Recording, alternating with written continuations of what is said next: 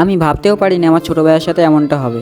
সকালবেলা উঠে আমি দুটো ডাইনোসরের ডিম খেতে খেতে ভাবছিলাম আজকে সারাদিন কি করা যায়। আর এই কথা ভাবতে ভাবতে সকাল গড়িয়ে দুপুর হয়ে যায়, আর দুপুরবেলায় আমার একটা ভাই ফোন করে বলে বেড়াতে যাবে। সেই জন্য আমি দেরি না করে বেরিয়ে যাই। আর আমার ভাই কি বলে তোমরা নিজেরাই শুনে নাও। রাস্তার মাঝখানে জলঘর, মুদি জিতে গেল। চোর মুক্ত দেশ মানে পশ্চিমবঙ্গ রাজ্য করলাম। তারপরে বাড়ি চার দোকান। তারপর অনেক ঘোরাঘুরি করার পর আমার ভাই বললো রাস্তার এক সাইডে দাঁড়া কিছু ফটো তুলবো। সেই জন্য আমার ভাইকে দুটো ফটো তুলে দিলাম। তারপর শামিন ভাই কিছু অজ্ঞান করা পোজ দিয়েছে।